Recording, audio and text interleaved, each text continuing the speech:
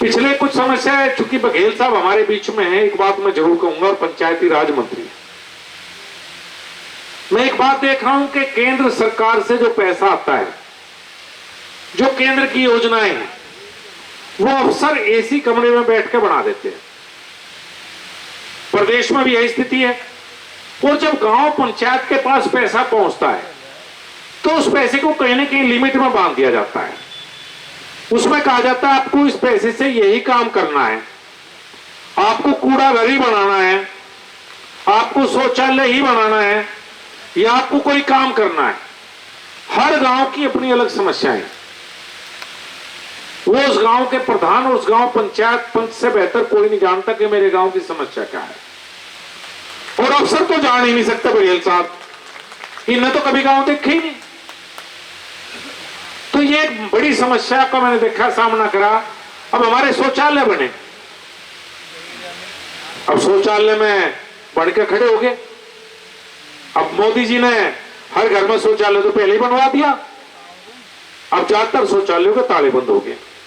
16-16 लाख रुपए सरकार के लगे भी, लेकिन सही पूछो तो जनता को उसका फायदा नहीं मिल पाया, बल्कि उनके प्रधान को 8-10 हजार रुपए महीना मेंटेन करने के लिए और देने पड़ रहे, उसमें कुछ हो या ना हो। अब यह कैसी योजना, मैं तो समझ नहीं पाया। अभी बीच में मत से आई थी, चूंकि आप पश्चिम उत्तर प्रदेश के हैं, एक समस्या हो रही, वो है प्रधानमंत्री आवास की। हमारे यहां चाहे 10 ईंट लगा दो, ईंट लगा रखे। ऐसी योजना बना दी गई वो कि उस योजना से पश्चिम उत्तर प्रदेश को बिल्कुल हटा दिया गया प्रधानमंत्री आवास योजना में। यह दुर्भाग्य की बात है कि प्रदेश के मुख्यमंत्री और देश के प्रधानमंत्री जब बोलते हैं कि 3-4 करोड़ आवास बन गए, उत्तर प्रदेश में बोला जाता है 25 लाख 30 लाख आवास बन गए, तो मुझे दुख होता है कि उन 25, 30, 50 लाख आवास में से पश्चिम उत्तर प्रदेश का हिस्सा 50,000 भी नहीं है। ये बड़े दुख की बात है, और इसका खामियाजा गांव प्रधान के साथ साथ विधायक और सांसद को भी भुगतना पड़ता है।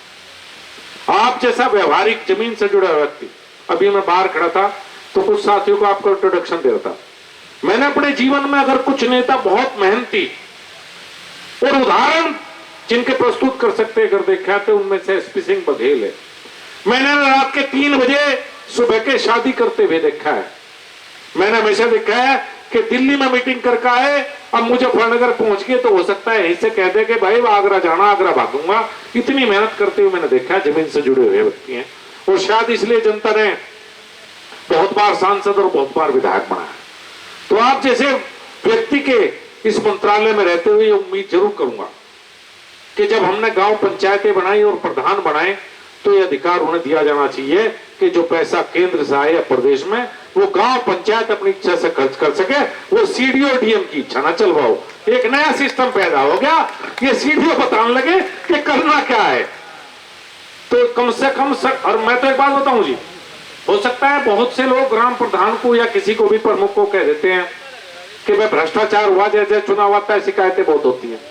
मेरे तो एक भ्रष्टाचार याद है, गांव प्रधान तो डरेगा उसे अगला चुनाव लड़ना, उसके परिवार को हमेशा बेईमान कहेंगे, उसे बेईमान कहेंगे। ऐसे प्रमुख सभी जनप्रतिनिधि डरते हैं।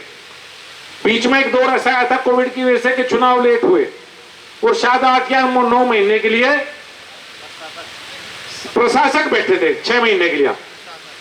बघेल साहब सारे प्रशासक डाकू सब कुछ लूट कर ले गए, एक नया पैसा नहीं लगाया। मैं सीधे बता रहा हूं, एक नया पैसा कहां है ढूंढते रह गए। 6-7 सस्पेंड हुए, जांच करवाई, भाई ये नहीं पता उसके बाद क्या हुआ, वह जांच कहा गई, ये नहीं हुआ। अब फिर उत्तर प्रदेश में चर्चा है कि हो सकता है कुछ दिन लेट हो जाए, मुझे नहीं पता, चर्चाओं के दौर रहते हैं। अभी उत्तराखंड में लेट हुए 6 महीने। उत्तराखंड के मुख्यमंत्री ने बहुत अच्छा काम किया, प्रशासक जनप्रतिनिधि को लगाया, इन सेक्रेटरी को नहीं लगाया तो बच गया। अगर यहाँ थोड़े बहुत लेट हो, बघेल साहब आपका मंत्रालय इतनी सिफारिश जरूर गई हो कि जनप्रतिनिधि को प्रशासक लगाओ, अधिकारियों को न लगा कर बैठा दियो, ये किसी के काबू में नहीं।